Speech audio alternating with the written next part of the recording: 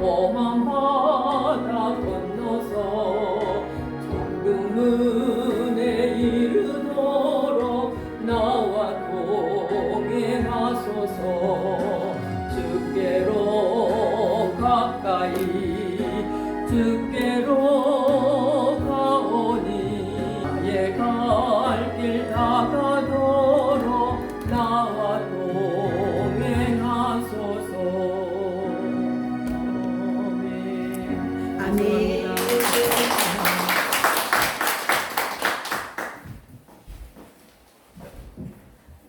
정말 감사드립니다. 우리 원사님께 순종해 주셔서 하나님께서 기뻐 받으신 줄 믿습니다.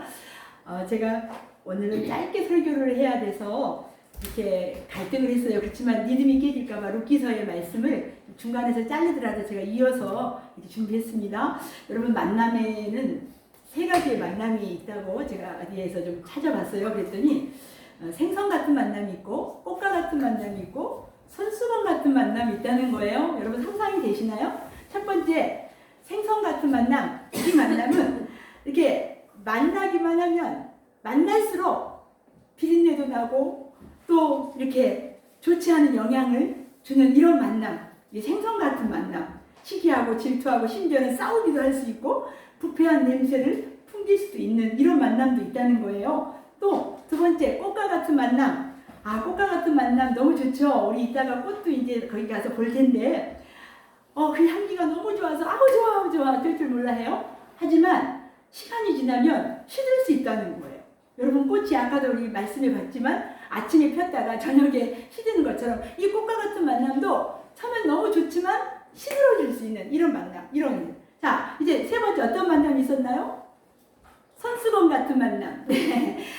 상대가 슬플 때 눈물도 닦아주고 기쁠 때는 내 기쁨인 양 함께 축하하고 힘들 때는 땀도 닦아주면서 언제나 함께하는 만남이라고 기록되어 있더라고요. 여러분, 부부간의 만남에서도 또 여러분과 나와 이렇게 목자와 성도들의 만남에서도 손수건 같은 만남이 되어야 될 줄 믿습니다.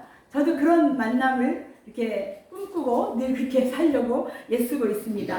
여러분, 우리가 먼 날, 오늘 우리가 천국에 관한 이야기를 많이 했는데 저 새하늘과 새 땅이 도래하는 날 우리 주님께서도 여러분들의 눈물을 닦아주시겠다고 말씀하셨어요.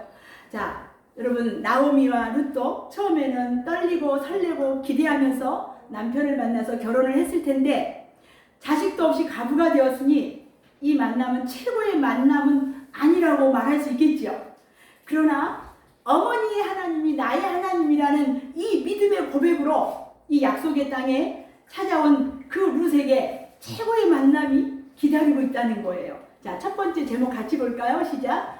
최고의 만남은 은혜로 예정된 만남입니다. 우리 1절 말씀이에요. 같이 읽어봐요. 나오미의 남편 엘리멜렉의 친족으로 유력한 자가 있으니 그의 이름은 보아스더라.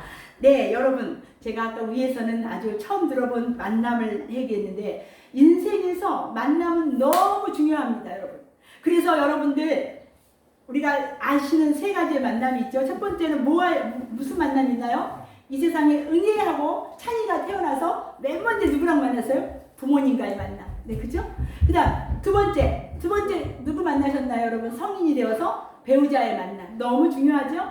그 다음 여러분, 더 중요한 만남이 또 하나 있어요. 어떤 만남? 하나님과의 만남. 네, 하나님과의 만남이 가장 먼저 있어야 돼요. 그래야지 하나님과의 만남이 확실해야만 내게 허락된 부모나 배우자와도 이 만남이 최고의 만남이 될 수 있다는 거예요. 하나님을 진정으로 만난 사람은 하나님께서 붙여주신 부모님이나 배우자나 자식을 자신의 옳고 그름으로 판단하지 않는다는 거죠. 자신의 눈으로 옳고 그름을 보고 판단하지 않는다. 어떤 관점으로 봅니까? 하나님의 말씀의 관점으로, 하나님의 믿음의 관점으로 부인을 보고 남편을 보고 자식을 볼 수 있다는 거예요. 우리가 저 어린 찬이가 정말 이 다음에 어떤 사람이 될지 우리가 모르지만 하나님의 관점으로 놀라운 하나님의 아들이 될 줄 부모가 그런 관점으로 바라보면서 양육할 때 다르잖아요. 우리가 믿음대로 된다고 했는데 이렇게 나의 기준이 아닌 하나님의 말씀의 기준, 사랑의 기준으로 볼 수 있다는 거예요. 룻은 세상적으로 보면 부모님의 복도 없었나 봐요. 가난해서 내가 돌아가지 않았을 것 같다고 했잖아요. 또 남편 복도 없었잖아요. 일찍 수절했으니까. 거기다가 자녀도 없어요. 자식 복도 없어요. 이런 여인이었어요. 그러나 그가 하나님을 만난 후에 감사의 선택을 했다는 거죠. 믿음을 가지고 죽음에 이르는 충성으로 떠나온 그 자체가 최고의 선택이었다는 거예요. 내가 믿음으로 떠나는 것 하나하나에 하나님이 기름 부어 주신다는 거예요. 여러분, 너희가 먹든지 마시든지 무엇을 하든지 다 하나님의 영광을 위하여 하라고 했잖아요. 여러분들이 정말 작은 한 걸음 한 걸음 다 하나님의 영광을 나타내기 위한 삶으로 산다면 우리 하나님께서 그 걸음 걸음마다 기름 부어 주실 줄 믿습니다. 이 기름 부어 주신 게 뭐라 그랬어요? 성령 충만, 성령으로 충만하게 계신다고. 자, 믿음으로 약속의 땅에 돌아온 그 룻을 위해 하나님은 놀라운 보아스와의 만남을 예비하셨어요. 그러면서 여기 성경에 오늘 보니까 보아스를 소개하면서 1절에 나오미의 친족이 아니라 그냥 나오미의 친족이라고 하지 않고 죽은 나오미의 남편 엘리멜렉의 친족이라고 했어요. 왜요? 남자를 통해서 계보가 흘러가기 때문에. 그래서 보아스가 나오미의 가족을 부양해야 할 의무를 가진 친족임을 강조하기 위해서 그렇게 얘기를 하는 것이죠. 여기서 유력한 사람, 이런 뜻은 부유하고 권력이 있는 사람, 유능한 사람, 이 보아스가 그랬다는 거예요.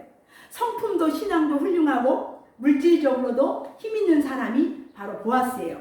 그런데 여러분, 엘리멜렉은 하나님은 나의 왕이다, 이런 뜻이라고 제가 말씀드렸어요. 하나님은 나의 왕이라고 믿음의 가문, 정말 자랑스러운 가문이었어요. 그런데 여러분, 보아스는 가정적으로 그렇게 유명한 가정이 아닙니다. 엘리멜렉과 비교할 때 보아스는 이 흉년이 들었는데 베들레헴을 떠나지 않고 이 약속의 땅을 떠나지 않는 그런 믿음의 사람이었어요. 많은 고난을 통해서 이제는 그게 훈련을 통해서 힘 있는 자가 된 것입니다. 사랑하는 여러분은 흉년이 왔을 때 살 길을 찾아서 떠나는 그 엘리멜렉이 멋있어 보이지 않습니까? 능력 있어 보이지 않습니까? 반대로 흉년이 든 땅에 머물고 있는 그 보아스를 여러분들이 귀하게 볼 수 있겠습니까? 여러분, 보아스의 어머니가 누군지 아십니까? 아시는 분? 기생 라합이에요. 기생 라합이에요. 우리가 믿음으로 이 라합을 봤을 때는 대단한 여인이지만 그 당시 기생 여인이었지만 그 정탐꾼을 살려줘가지고 구원을 받고 결과적으로는 예수님의 조상의 족보에 올라가는 영광이 있었잖아요. 그래서 이것을 우리가 신앙의 눈으로 보면 와, 라합 대단해, 이렇게 볼 수 있지만 당시 사람들에게 이방 여리고의 출신 기생일 뿐이었어요. 그러니 얼마나 무시를 했겠습니까? 이 보아스는 태어나면서부터 겸손할 수밖에 없는 믿음의 어머니 라합이 있었기에 그 약속의 땅에서 흉년을 이겨내고 풍년의 복도 누리게 된 줄 믿습니다. 룻에게 최고의 만남이 준비되어 있음을 암시하는 말씀입니다. 우리는 하나님을 경외하는 보아스, 흉년의 땅에서도 말씀을 붙들며 믿음을 지키는 이 보아스와 같은 이런 만남을 위해서 기도해야 될 줄 믿습니다. 그냥 세상적으로 화려한 것만 보지 마시고 정말 끝까지 말씀 붙잡고 나아가는 그런 만남들, 여러분 자녀들은 이제 다 결혼해서 그런 기도가 필요 없을지 모르지만 어쨌든 그런 우리 자녀들이 그런 보아스와 같은 남편을 만나게 해달라고 우리가 기도할 수 있겠지요. 룻과 보아스의 만남은 하나님의 은혜로 예정된 만남이었습니다. 오직 우리가 하나님을 의지하고 살 때 최고의 만남이 기다리고 있다는 것입니다. 두 번째 같이 봅니다. 시작. 만남을 소중히 여겨야 합니다. 오늘 2절 말씀 같이 읽습니다. 시작. 모압 여인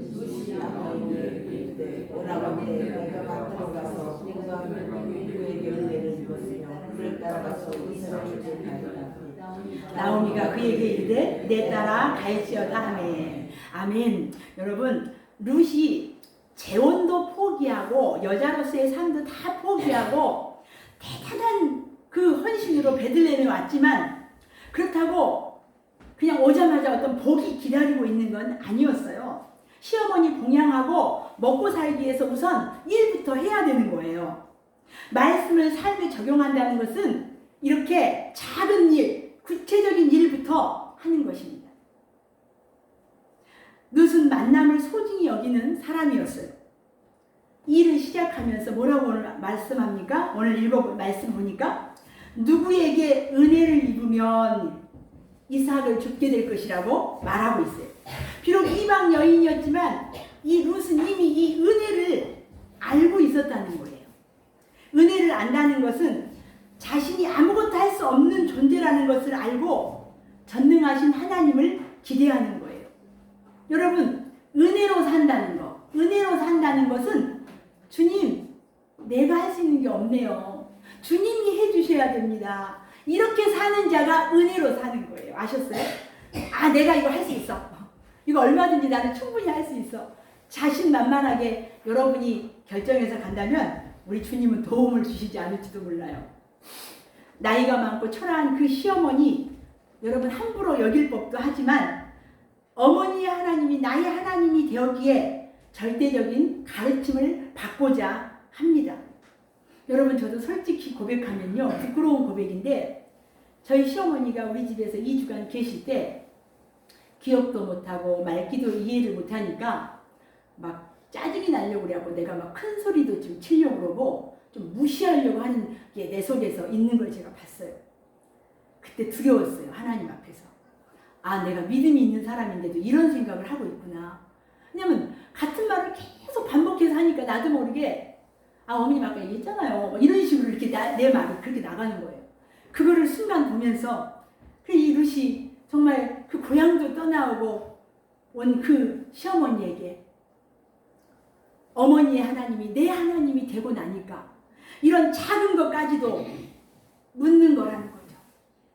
룻은 그 어머니에게 먼저 묻고 그대로 행동했다는 거예요.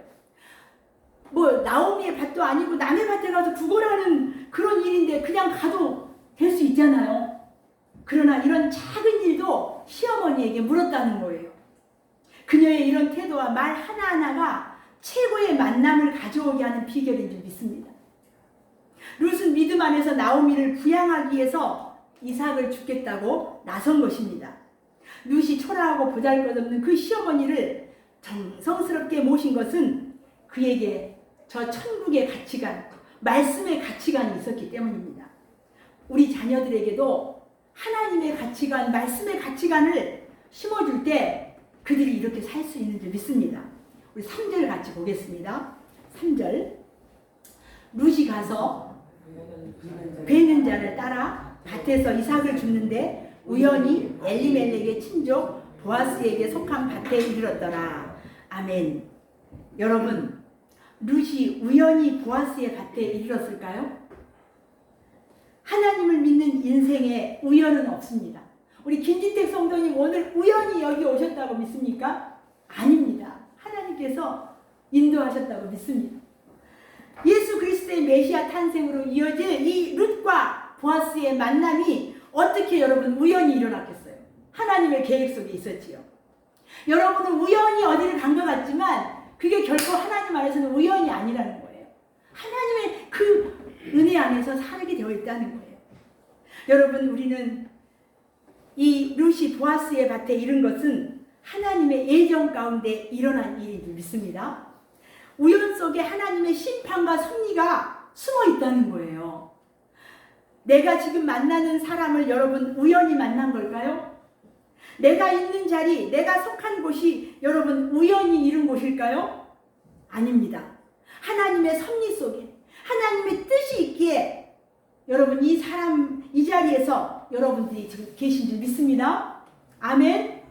여러분, 우리 부부들이, 옛날 어르신들이 그 부부간의 이야기를 하면서 얘기했는데 원수지간이라고 해요. 원수라고, 왼수라고.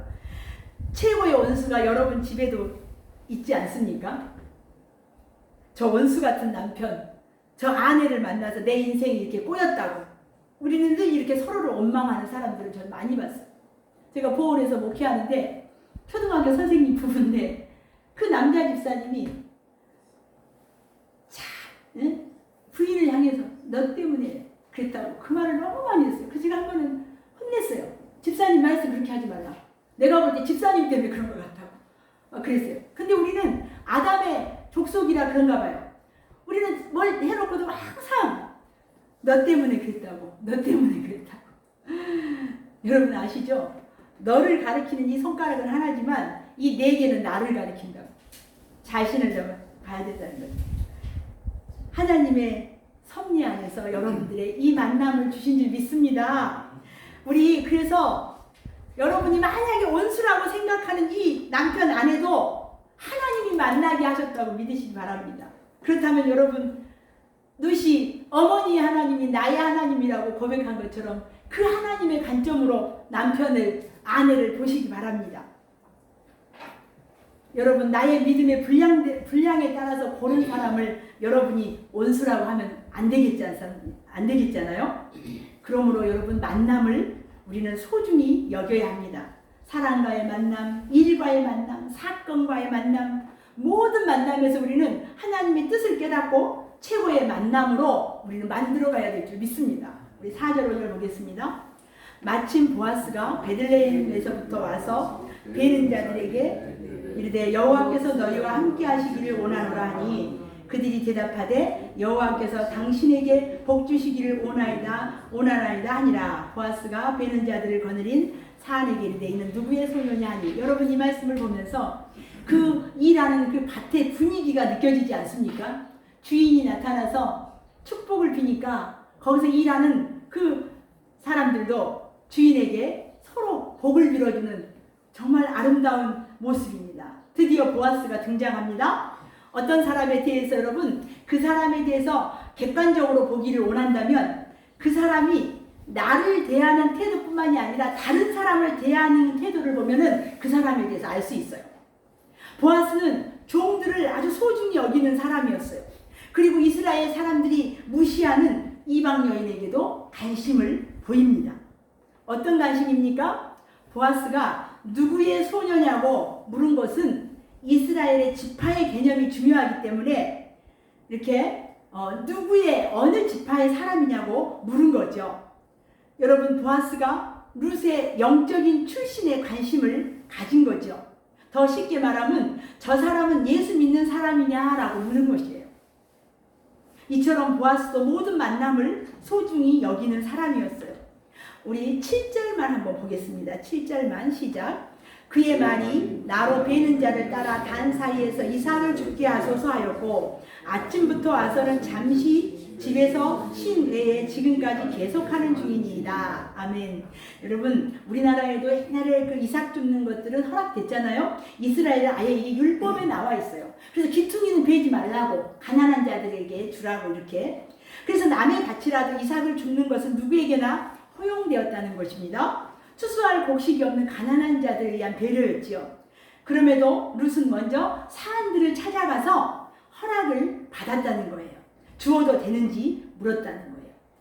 룻은 이삭을 주우러 나올 때도 나오미에게 물었는데 여기서도 사안들에게 또 묻습니다. 누구에게 은혜를 입으면 이삭을 주울 수 있을 거라고 했잖아요. 그리고 보아스의 사안에게 그 은혜를 구한 것입니다. 한 사람 한 사람과의 만남을 소중히 여기는 룻의 모습이 여기서도 나타납니다. 보아스에게 룻을 소개하는 이 사환의 말을 들어보면 여러분 사환에게 이 보아스가 어느 집의 소녀냐라고 이렇게 물었다고 했잖아요. 그런데 이 사환이 대답하는 것을 보십시오. 자, 나오미의 며느리 모압 사람 룻이에요. 이렇게까지만 대답해도 되지 않습니까? 그런데 보니까 저 여인은요 아침부터 저녁까지 너무너무 열심히 지금 일을 하고요 너무너무 좋은 사람 같아요. 이렇게 그 여인에 대해서 지금 설명을 했다는 거예요. 덧붙여서 룻과 보아스의 결혼에 이 사환이 결정적인 역할을 하고 지금 있는 거예요. 이삭을 줍는 일이 하찮게 보일 수 있습니다, 여러분. 그러나 룻에게는 이 일이 하찮은 일이 아니었잖아요. 굶어 죽지 않기 위해서 반드시 해야 할 일이었어요. 하찮은 일도 여러분 소중하게 여기면서 최선을 다해야 합니다. 보아스는 사안의 보고를 그냥 넘기지 않고 소중하게 여겼지요. 그가 사안의 말을 귀담아 들은 것은 아랫사람에 신뢰한다는 뜻이에요. 밭에서 일하는 종이라도 내가 만나는 사람을 소중히 여기는 것, 이것이 룻과 보아스의 운명을 바꿔 놓았습니다. 여러분, 모든 만남은 소중합니다. 지금 이 순간 만나고 있는 모든 사람들은 소중합니다. 내가 하는 일이, 내가 누군가를 만나서 하나님 앞에 이 만남을 소중히 여길 때 우리의 가정의, 교회의, 여러분 개인의 운명을 바꿔놓을 수도 있다는 것입니다.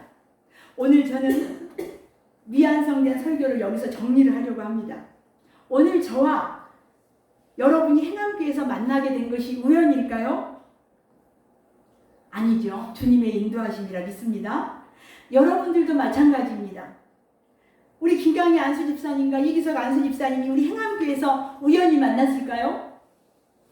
아닙니다. 주님의 인도하심으로 믿습니다. 그렇다면 우리의 만남을 더 소중하게 여겨야 될 줄 믿습니다. 서로를 아끼고 존중하고 사랑하고 섬겨주면서 나아가다 보면 하나님께서 그 만남을 감동하시고 우리 행암교회에 더 좋은 만남들을 붙여주시지 않을까요? 제가 우리 안수 집사님이, 우리 이기석 안수 집사님 아시려나 몰라요?